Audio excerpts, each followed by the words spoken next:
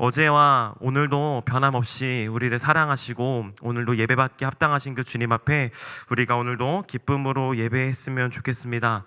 우리의 유일한 소망이 주님이신 것을 알기에 오늘도 예배 자리 가운데 나오신 것을 확신합니다.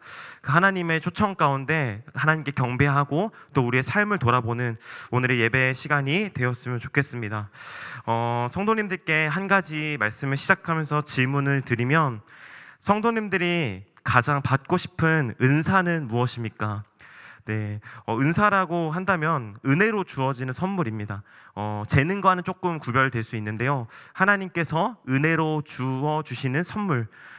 다시 한번 질문을 드리면 대답은 하지 않으셔도 됩니다. 속으로 각자 답변해 주시면 감사할 것 같습니다. 내가 만약에 하나님께 지금 은사를 받을 수 있다면 나는 이 은사를 구하고 싶다. 특별히 은사라는 것은 교회의 덕을 위해서, 또 공동체의 덕을 위해서, 유익을 위해서, 또 사랑으로 섬기기 위해서, 하나님께 영광을 돌리기 위해서, 또 복음 전파를 위해서 주어지는 것이 은사입니다. 이 은사를 통해서 그렇게 교회를 세워가는 것이죠. 그렇다면은 그것이 은사라고 했을 때 성도님들은 가장 받고 싶은 은사가 무엇인가요? 아마도 우리 말씀을 준비하면서 우리 신광교회 성도님들은 너무나도 경건하시기 때문에 예상해 봤습니다. 이런 은사를 구하지 않으실까? 기도의 은사 너무 좋죠. 그렇죠? 기도의 은사, 전도의 은사, 또한 환대하고 대접할 수 있는 은사, 국률의 은사 등을 이야기하실 것 같았습니다. 그리고 무엇보다도 사랑이 가장 큰 은사라고 하셨기에 사랑의 은사를 구하지 않을까 예상해 보았습니다.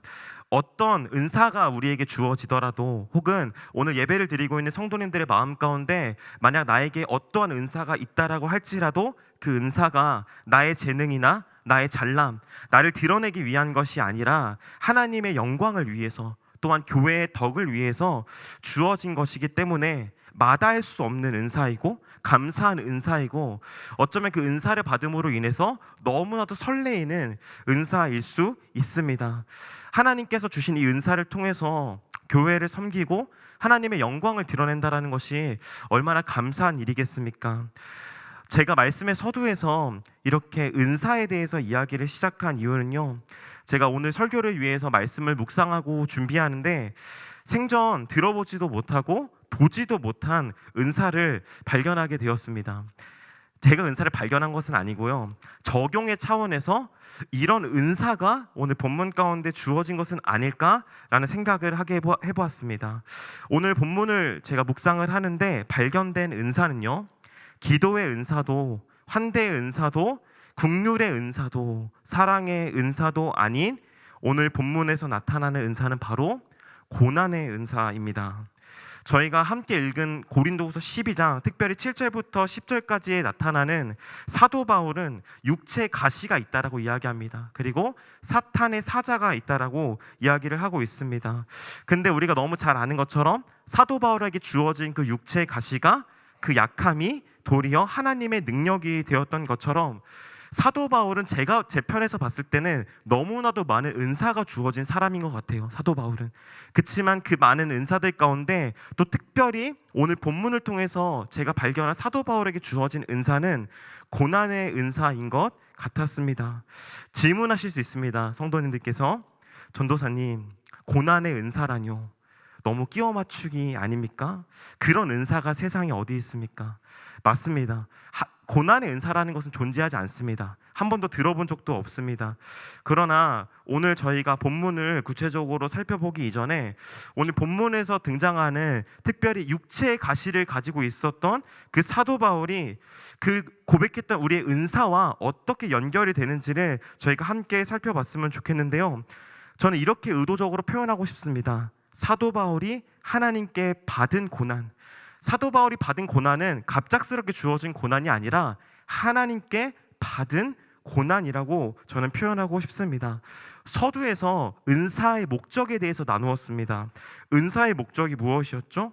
교회의 덕을 위해서, 공동체의 유익을 위해서, 섬김을 위해서, 하나님의 영광을 위해서 그리고 은사는 하나님의 능력을 드러나는 통로로 사용될 수 있고 복음을 전파하는 도구로도 사용될 수 있습니다. 그렇다면은 오늘 제가 얘기한 그 은사의 목적과 사도 바울이 그 받은 고난과 그 두 개를 비교했을 때 사도 바울은 고난을 받음으로써 그의 은사가 드러났다라는 것입니다. 그의 고난 때문에 교회의 덕이 되었고, 그의 고난 때문에 하나님께 능력이 되었고, 그의 고난 때문에 복음 전파에 요긴하게 사용되었습니다. 그렇다면 우리가 은사의 목적을 살펴보았던 것처럼 사도 바울이 경험한 것은 그저 없애야 될 고난이 아니라 은사로서 주어진 고난이라고 이야기할 수 있다라는 것입니다. 다시 한번 질문을 드리겠습니다. 사랑하는 성도 여러분, 여러분들이 받고 싶으신 가장 큰 은사는 무엇입니까? 질문을 바꾸겠습니다.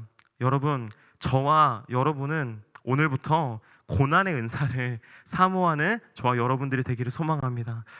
지금 혹시 자고 일어나신 분들 중에서 아멘 하신 분들은 큰일 났습니다. 제가 뒤에 이제 원고에는 없지만 뒤에 저의 짧은 간증을 나눌 텐데요. 이따가 함께 이야기 나누도록 하겠습니다. 왜 그러냐면 여러분, 고난의 은사를 사모하지 않으셔도 괜찮습니다. 은사긴 합니다. 주어진 은사는 아니죠. 고난의 은사란 말은 없습니다. 그러나 적용적인 차원으로 오늘 사도 바울이 받은 고난의 은사를 주어진 것은 맞지만 그 은사를 우리가 직접 사모할 필요까지는 없습니다. 왜냐하면 사도 바울은 단 한 번도 자신이 하나님께 고난을 달라고 기도한 적이 한 번도 없기 때문입니다. 오히려 성도님들 너무 잘 아시는 것처럼 사도 바울은 우리들과 같이 어쩌면 아주 인간적인 모습으로 그 고난이 없어지기를 기도했던 사람입니다. 우리 본문 고린도 후서 12장 8절을 함께 읽어보도록 하겠습니다. 이것이 내게서 떠나가게 하기 위하여 내가 3번 주께 간구하였더니, 사도 바울은 자신의 고난을 없애기 위해서, 자신의 육체의 가시를 없애기 위해서 3번 주님 앞에 기도했다라고 이야기합니다. 육체를 떠나가기 위해서 그는 기도했습니다. 고난이 유익이라고 해서, 고난이 하나님의 영광을 드러내는 통로라고 해서 사도 바울은 한 번도 하나님께 고난을 요청해 본 적이 없습니다. 마침 예수님께서 겟세마네에서 그 십자가를 지시기 전에 3번 기도하셨던 것 같이 사도 바울도 지금 3번 주님께 내게 육체의 가시를 없애달라고 기도하고 있습니다. 예수님께서도 이렇게 기도하셨죠. 얼굴을 땅에 대시고 엎드려 기도하시며 내 아버지여, 만일 할만하시거든 이 잔을 내게서 지나가게 하옵소서. 완전한 하나님이시자 또한 완전한 인간이신 예수님께서는 그 십자가의 고통 앞에서 그 육체의 가시죠, 그 고통을, 이 잔을 내게서 옮길 수 없겠냐고 하나님 앞에 친밀하게 간구했습니다. 사도 바울도 마찬가지로 고난을 구한 것이 아니라 내게 있는 이 육체의 가시를 어떻게 없앨 수 있을까 하나님께 떠나가기 위하여 그는 기도해왔습니다. 왜 기도했을까요? 왜 그러냐면 사도 바울에게 있어서 그 고난은 자신의 사역에 방해가 될 수 있다라고 생각했기 때문입니다. 아니요, 실제로 그 사도 바울의 약함 때문에 성경에서는 사도 바울의 사역이 실제로 방해가 되었다라고 이야기를 하고 있습니다. 오늘 본문에서 드러나 있는 육체로서의 가시로서 그 고난만이 사도 바울이 당한 고난은 아닙니다. 고린도서 10장 10절에 보면은 바울을 향하여 비방하는 이들이 이렇게 이야기합니다. 바울이 글과 편지에는 강하지만 그를 직접 몸으로 대면할 때는 그는 몸도 몹시 약하고 그는 말주변도 없다. 실제로 사도 바울을 만난 이들이 사도 바울을 비방할 때 그는 말도 잘 못하고 그의 몸은 매우 약하다라면서 그가 그의 복음 전함에 있어서 방해를 받는 것을 우리가 살펴볼 수 있습니다. 그래서 사도 바울은 자신의 고난이 없어지기 위하여, 특별히 육체의 가시가 없어지기 위하여 그렇게 하나님 앞에 간절하게 간구했던 것이지요. 말씀을 준비하는데 저의 20살 때가 생각났습니다. 저는 4살 때부터 교회를 다녔습니다. 모태 신앙은 아니었는데요, 4살 때부터 교회를 다녔는데 교회만 왔다 갔다 하는, 하나님을 알지도 못하는 출석 교인이었습니다. 하나님을 인격적으로 만나게 된 것은 20살 청년 때였습니다. 20살 때 하나님을 너무나도 극적으로 만나니까, 너무 뜨겁게 하나님을 경험하니까 소위 눈에 보이는 것이 없었습니다.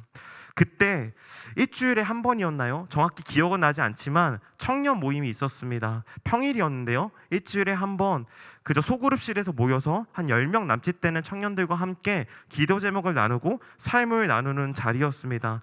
그렇게 한 명 한 명 기도 제목들을 나누어지고 제 차례가 됐을 때 저는 이런 기도 제목을 내놓았습니다. 하나님께서 저에게 고난을 주셨으면 좋겠습니다. 모든 이들이 놀라운 반응을 하였습니다. 지금 생각해보면 철이 없는 고백이었습니다. 고난이 무엇인지도 모르고 한 고백이었습니다. 4살 때부터 교회는 다녔지만 하나님에 대한 관심은 없었습니다.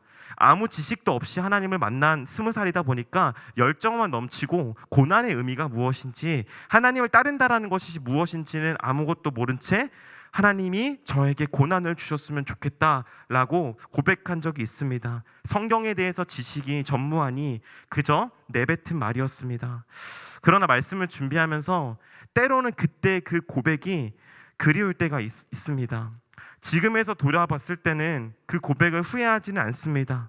미련한 고백이었을 수 있지만, 아무것도 모르는 고백이었을 수 있지만, 그 하나님을 사랑하는 그 마음이 너무나도 귀한 20살 한 청년이었다는 것을 부인할 수가 없습니다.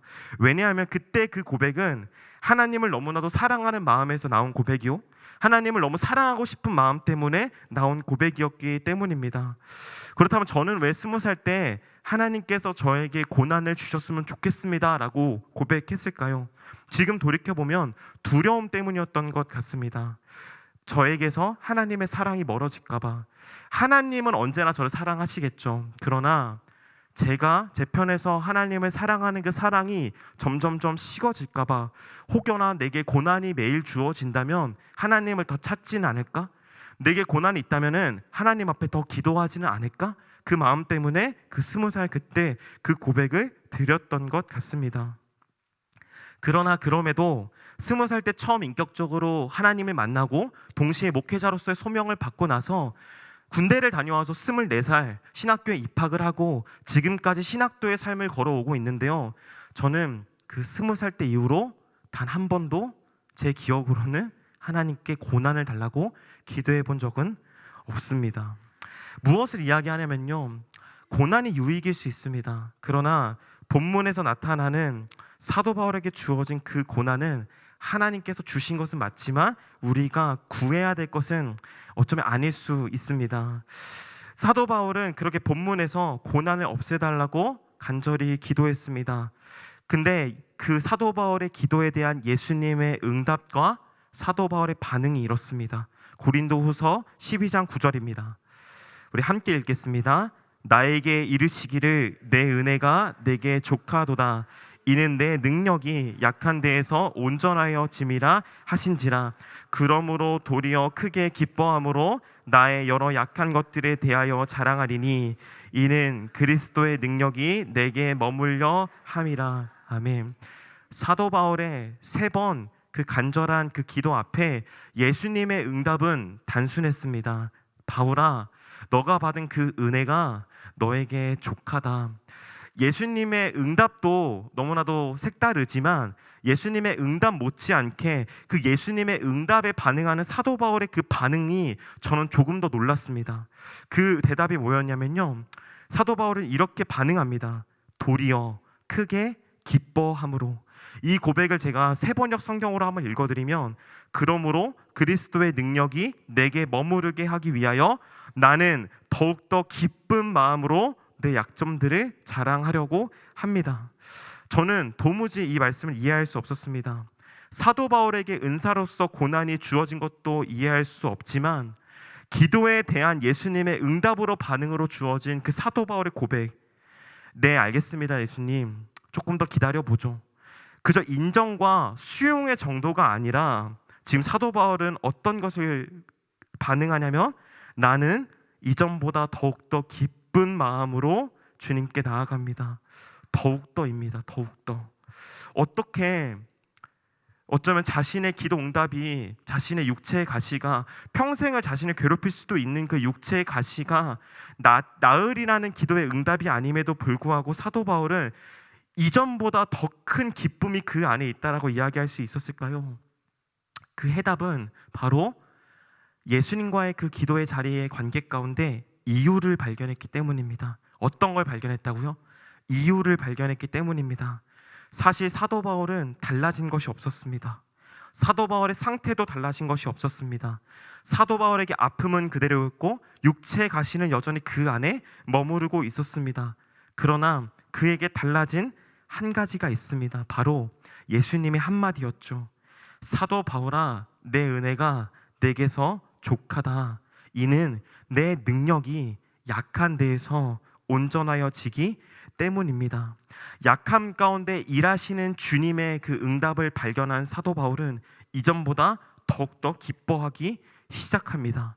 사도 바울의 시선이 어땠냐면요, 사랑하는 하나님께서 나를 사용하시기 위해서 나에게 아픔을 허락하신다면 그것은 나의 큰 기쁨이다. 다시요, 사랑하는 하나님께서 나를 사용하시기 위해서 나에게 아픔을 허락하신다면 그것은 나의 기쁨이다.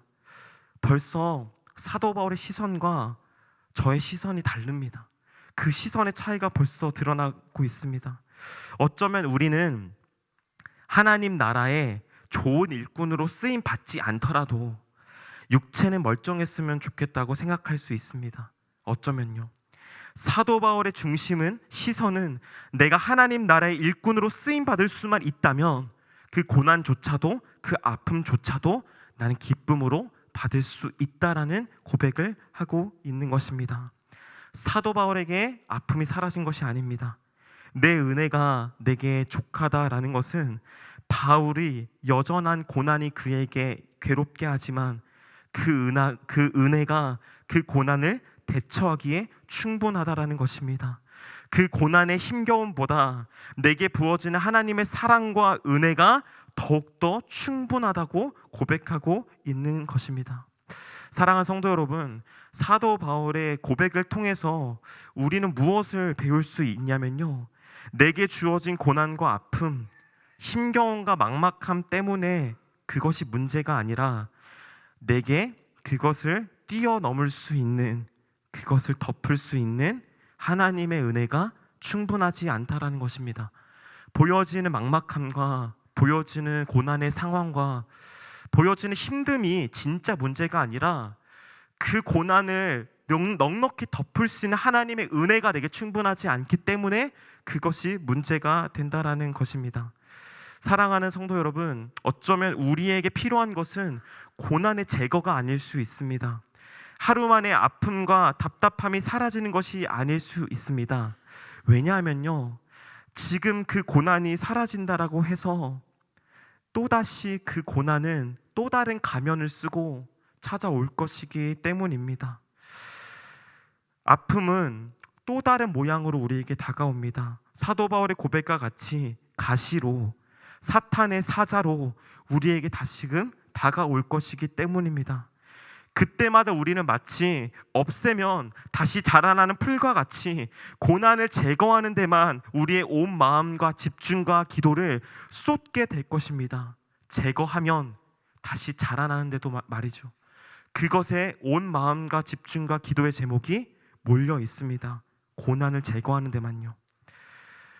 본문에서 바울의 약함을 보니까 본문에는 명확하게 드러나 있진 않지만 그 사도 바울이 무엇을 보고 누구를 보고 그 시간들을 넉넉하게 지나갈 수 있었는지를 유추해 볼 수 있습니다. 바로 바울의 약함의 모범이 되시는, 우리의 약함의 모범이 되시는 예수 그리스도의 약함입니다. 예수 그리스도께서는 약해지셨습니다. 우리 마가복음 15장 31절을 함께 살펴봤으면 좋겠습니다. 함께 읽겠습니다. 그와 같이 대제사장들도 서기관들과 함께 희롱하며 서로 말하되 그가 남은 구원하였으되 자기는 구원할 수 없도다.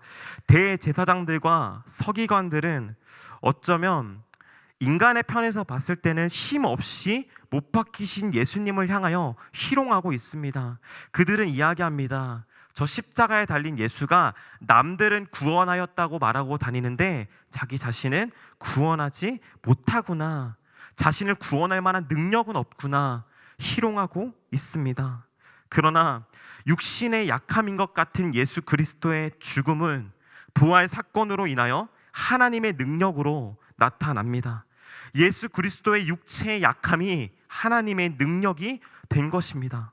그리스도를 위한 바울의 고난은 그리스도와 같은 고난이기에 더욱더 영광스러운 것입니다. 다시요, 사도 바울이 당한 고난은 그저 고난으로만 그치지 아니하고 내가 당한 그 고난이 마치 그리스도와 당한 그 고난과 비슷하기에 그에게는 그 고난이 영광으로 다가오게 되는 것입니다. 사도 바울은 그리스도와 동일한 고난을 경험한 그 영광스러움에 대하여 고린도후서 13장 4절에서 이렇게 고백합니다. 우리 함께 읽겠습니다. 그리스도께서 약하심으로 십자가에 못 박히셨으나 하나님의 능력으로 살아계시니 우리도 그 안에서 약하나 너희에게 대하여 하나님의 능력으로 그와 함께 살리라. 사도 바울은 그리스도의 약하심에 대해서 이렇게 이야기합니다. 우리도 그 안에서 약하나. 근데 좋은 성경책을 가지고 계신 성도님들은 그 밑에 각주가 달려 있습니다. 우리도 그 안에서 약하나라는 표현은 어떤 말로도 표현될 수 있냐면요, 우리도 그와 함께 약하나 라는 표현입니다. 바울은 무엇을 이야기하는 것일까요? 나의 아픔과 고통, 고난과 상실이 단순히 내 개인적인 아픔으로 끝나는 것이 아니라 나의 고통은 그리스도의 고통과 연결되어 있다라는 것입니다. 주님이 먼저 고통을 당하셨고 주님이 먼저 고난을 당하셨고 주님이 먼저 약해지셨기에 내가 그 아픔과 그 고통에 동참한다라는 것입니다. 사랑하는 성도 여러분, 우리의 만족과 기쁨의 이유, 넉넉함의 이유가 여기에 있습니다. 성도님들이 당하는 그 고통은 단순히 운이 없어서, 그 고통은 잴 수가 없어서 당한 고통이 아니라 그리스도의 고통과 고난에 동참하기 위하여 하나님께서 부어주신 고난의 은사라는 것입니다. 사랑하는 성도 여러분, 그래서 사도 바울은 빌립보서에서 이런 주옥 같은 고백을 고백하였습니다. 빌립보서 1장 29절입니다. 함께 읽겠습니다.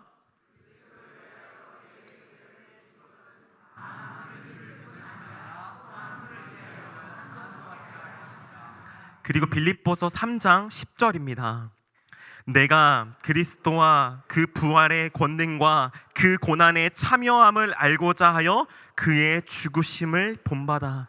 사도 바울은 자신의 고난의 이유를 명확하게 알고 있었습니다. 너에게 은혜가 주어진 것은 다만 그를 믿을 뿐 아니라 그와 함께 고난도 받게 하려 하심이라. 내가 그리스도와 그 부활과 그 권능과 그 고난에 참여함을 알고자. 마지막 설교를 마무리할 때도 이야기하겠지만 빌립보서 3장 10절에서는 어떤 이야기를 하고 있냐면요, 하나님을 쫓아 살아가는 제자도의 삶은 그 부활의 권능, 그 셀러브레이션, 그 축제의 영광을 향하여만 나아가는 것이 아니라 그 축제의 영광을 그리스도와 함께 살아간다면 그 고난도 함께 당하는 것이 성도의 삶이라는 것입니다. 성경에서 고난을 하면은 가장 먼저 떠올려지는 구약의 인물이 있습니다. 바로 욥입니다. 많은 사람들이 고난을 하면 욥을 떠올리곤 합니다. 사도 바울도 고난을 당했고 욥도 동일하게 고난을 당했지만 성경에서 나타난 고난에 대한 그들의 정보의 차이가 있습니다. 사도 바울의 고난의 목적은 분명했습니다. 그가 교만하지 않기 위해서. 그러나 성경에서는 욥이 왜 고난을 당했는지 그 목적에 대해서 직접적으로 찾아보기는 어렵습니다. 사도 바울이 어떠한 고난을 받았는지, 육체의 가시가 대체 무엇인지 학자들이 많이 찾아가고 있지만 그 육체의 가시가 무엇인지를 명확하게 알 수는 없습니다. 그러나 욥은 어떤 고난, 어떤 육체의 가시를 경험했는지 성경에서 드러납니다. 물질의 고난, 육체 건강의 고난, 관계의 고난, 가정의 고난, 영적인 고난을 욥이 경험했습니다. 어쩌면 사람이 인생을 살아가면서 경험할 수 있는 모든 고난을 욥이 경험한 것과도 같습니다. 그러나 너무나도 다른 것 같은 사도 바울과 욥의 공통점이 있습니다. 욥은 고난의 이유를 알 수 없었고 극심한 고난을 당했지만 그 고난을 통해서 하나님의 주권과 공의를 더욱더 확실하게 깨닫습니다. 그리고 그 고난 속에서 만날 하나님, 그 고난 가운데 만나는 하나님을 욥은 깊게 경험했습니다. 그리고 욥의 고난을 통해서, 욥기서를 통해서 우리는 하나님의 속성에 대해서 많은 것들을 배우게 됩니다. 결국 바울과 욥의 공통점은 그들의 고난이 하나님의 영광이 되었다라는 것입니다. 그들의 약함을 통해서 하나님의 능력과 그분의 영광이 드러났다라는 것입니다. 그리고 그들은 분명 그 고난 속에서, 그 약함 속에서 경험할 수 있는 하나님과의 매우 친밀한 그 관계를 체험했다라는 것입니다. 말씀을 마무리하려고 합니다. 사랑하는 성도 여러분, 우리의 고난이 하나님의 영광을 드러내는데 방해받지 않습니다. 우리의 약함 때문에 하나님께서 영광 받으시는 것에 방해받지 않습니다. 사도 바울의 고백 가운데 내 능력이 약한 데에서 온전하여 짐이라, 내 능력이 약한 데에서 온전하여 짐이라, 이 고백은 온전해져 가고 있다라는 것입니다. 완성돼 가고 있다라는 것입니다. 진행형입니다. 나의 약함도 진행되어지고 있지만, 나의 고난도 여전히 진행형이지만, 그 고난 가운데 내가 여전히 하나님 앞에서 온전해져 가고 있다라는 것을 이야기하고 있습니다. 내가 고난에서 벗어날 때, 내가 약함에서 완전해질 때 하나님 앞에서 내가 온전해진다는 것이 아니라는 것입니다. 내가 고난을 제거해야지만, 내가 고난에서 탈피해야지만 하나님께 영광이 되는 것이 아니라, 고난 가운데 있음에도 불구하고 나는 여전히 하나님의 영광을 위해서 살아가고 있다라는 것입니다. 우리는 때로는 이런 기도에 익숙해져 있습니다. 하나님, 하루라도 빨리 이 고난에서, 이 아픔에서, 이 상실과 실패 속에서 벗어나게 해주세요. 이 기도가 전혀 잘못된 기도는 아니지만, 신실하신 하나님께서 그 성도의 부르짖음에 당연히 응답하시고 그 시간을 지나가게 하시겠지만, 문제는 이러한 기도에만 익숙해지기 시작하면은 벗어나는 데에만 집중하게 된다라는 것입니다. 무엇을 잃어버릴까요? 고난 속에서 만나는 하나님, 고난의 시간을 지나갈 때 경험되어지는 하나님, 고난과 아픔이 주어졌을 때만 만날 수 있는 그 하나님에 대한 깊이는 잃어버릴 수 있다라는 것입니다. 고난의 시간을 지나갈 때 만나는 하나님보다 고난 뒤에서 만나는 하나님을 만나고 싶은 마음 때문에 고난에서 벗어나게 해달라고 기도는 하지만, 고난을 허락하신 하나님에 대해서, 고난의 시간을 걸어갈 때 하나님 앞에서 우리는 어떠한 반응을 보여야 될까에 대해서는 기도하지 않는다라는 것입니다. 우리 편에서는 고난이 참 아프고 괴롭고 힘들지만, 그럼에도 하나님께서 그 시간을 허락하신 이유는 그 고난의 시간을 지나갈 때야만 경험할 하나님이 있기 때문입니다. 기쁠 때만, 즐거울 때만, 행복할 때만, 감사가 넘칠 때만 만나는 하나님이 아니라, 때로는 답답하고 막막하고 아픔과 고난 가운데도 만나는 하나님이 있다라는 것입니다. 관계의 풍성함은 여기서 주어집니다. 부부 사이가 그렇지 않습니까? 기쁠 때만 만나는 남편, 아내, 행복할 때만 만나는 관계, 그런 부부 사이가 있는지는 모르겠지만, 아픔의 이야기, 슬픔의 이야기는 서로의 정서에 좋지 않으니까 우리는 행복할 때만 만나자, 우리는 기쁠 때만 만나는 거야, 슬플 때는 각방이야, 그런 부부가 있는지 모르겠습니다. 그러나 진짜 부부의 관계의 풍성함은 어디서 주어지냐면요, 기쁠 때도 만나는 부부이지만 슬플 때도 만나는 부부입니다. 상대방의 아픔이 때로는 내게 가시처럼 느껴질 때가 있지만 그 이야기를 듣는 것입니다. 사랑하는 성도 여러분, 저는 생각보다 남의 이야기를 잘 못 듣습니다. 요즘 젊은 사람들의 MBTI를 얘기하면 전 T입니다. 사고형입니다. 감정형이 아니에요. 그래서 아내가 무슨 이야기를 할 때 열심히 듣습니다. 남편이니까요. 근데 한쪽으로 흘립니다. 힘들어요. 근데 그 자리를 피하고, 나는 하나님과의 관계를 위해서, 나는 너의 아픔을 받아줄 수 없어, 그렇다면 모르겠습니다. 그것이 진정한 부부의 관계일지. 하나님과의 관계도 이와 마찬가지입니다. 하나님과의 관계가 고난은 내려두고 기쁨의 시간만 함께하기를 원한다면 그럴 수 있습니다. 그러나 그 관계의 풍성함을 만날 수는 없습니다. 신앙생활의 핵심은 하나님과의 관계입니다. 하나님과의 관계 형성입니다. 신앙생활을 한다라는 것은 다른 말로 표현한다면 제자도입니다. 제자의 길을 걸어간다라는 겁니다. 예수 그리스도의 장성한 분량에 이르기까지 그분과 함께 그분을 따라 걸어간다라는 것이 바로 신앙생활을 한다라는 것입니다. 중요한 핵심은 무엇이냐면요, 신앙생활의 중요한 핵심은 무엇이냐면요, 골라서 예수님의 삶을 따라가겠다라는 것이 아니라 그리스도의 전 생애를 내가 따라가기를 결심하는 것입니다. 사랑하는 성도 여러분, 그리스도의 전 생애가 어떻죠? 그리스도는 부활만 주어지지 않았습니다.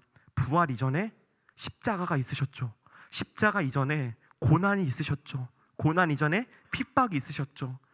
신앙생활이라는 것은 그리스도의 전 생애를 함께 걸어가는 것입니다. 그렇다면 그와 함께 영광을 받기 위해서는 그와 함께 고난의 길도 걸어가야 한다라는 것입니다. 그리스도의 고난과 십자가가 나의 삶과 연결될 수 있어야 한다는 것입니다. 이 말이 무슨 말이냐면요, 고난을 받을 때 고난을 없애달라고만 기도하는 것이 아니라 기도하되 이 고난이, 내가 받는 고난이 그리스도의 고난과 어떻게 연결되어질까? 하나님이 왜 이때에 나에게 이 아픔을 허락하셨을까? 이 아픔과 고난의 시간 가운데 언젠가 지나가게 하실 것이지만 이 고난 가운데 내가 하나님께 어떠한 고백을 담아내기를 원하실까라는 것입니다.